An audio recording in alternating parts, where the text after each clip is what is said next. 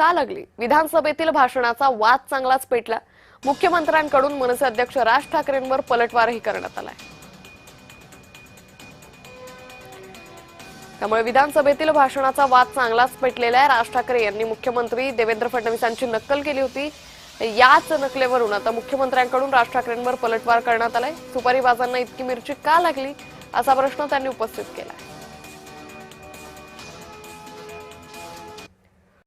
आज खरं तर मुख्यमंत्र्यांनी ही गोष्ट सांगायला पाहिजे होती की बाबा मी त्याच्यामध्ये लक्ष घालतो आणि ज्यांनी चुका केल्या असतील त्यांच्यावरती मी इन्क्वायरी लावतो। ते राहिलं बाजूला। याच्यामध्ये जो राजकारण करेल त्याला मी बघून घेईन। बघून काय घेईन? सुसंस्कृत महाराष्ट्राचा मुख्यमंत्री आहे, विधानसभेमध्ये बघून घेईनची कुठची भाषा आली?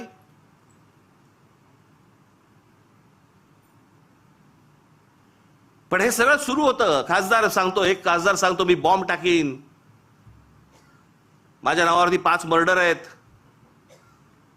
हे आपल्या राज्यात होऊ शकतं आणि त्यांना हात लागत नाही कोणाचा, कारण सत्तेत गेलेत। हे बोलायची हिंमत कशी होते? कारण अंकुशच नाही कोणाचा। विधानसभेमध्ये भाषण केल्यानंतर अनेक लोकांना माझ्या भाषणाची मिरची लागली। मी तर काही सुपारीबाजांबद्दल बोललो, मी टोपी फेकली होती।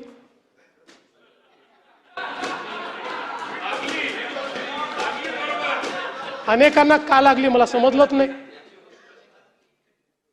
अनेक लोकांना ती लागली। बरं ते जाऊ द्या। आता मी एक वाक्य हिंदीमध्ये बोललो। आता आशिषजी ते ज्यांना समजायला पाहिजे म्हणून बोललो, त्यांच्याऐवजी दुसऱ्यालाच मिरची लागली।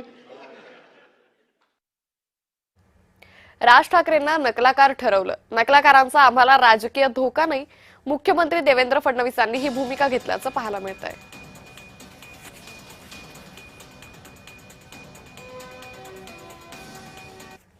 मिसिंग लिंक वरती म्हणे ते काय कोसळला, खांब कोसळला आणि पाणी सगळीकडनं येतंय, त्याचं म्हणे राजकारण करू नका। अरे वा, त्याच्यावर बोललं की राजकारण? मग इतकी वर्ष आपण काय करत होतात? दुसऱ्यांच्या सरकार जेव्हा होती दुसऱ्यांची, त्यावेळेला तुम्ही काय करत होतात? त्यावेळेला जी आंदोलनं झाली ते राजकारण नव्हतं? स्वतःच्या अंगाशी आल्यावरती ते राजकारण, विरोधकांचं राजकारण असं कसं होईल? आणि काय म्हणतायत म्हणे, एक वेळ मला बोला पण महाराष्ट्राचा अपमान मी सहन करणार नाही। वा रे वा, लोक त्या मिसिंग लिंक बद्दलच बोलतायत, महाराष्ट्राचा कुठे अपमान करतायत? आमचे मिमिक्री आर्टिस्ट मला म्हणायला लागले हिंदीत का बोलले?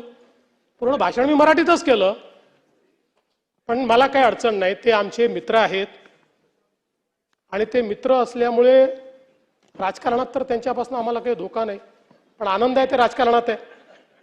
ते जर मिमिक्रीच्या क्षेत्रात गेले असते तर एकाही स्टँडअप कॉमेडियनला या ठिकाणी मार्केट राहिलं नसतं।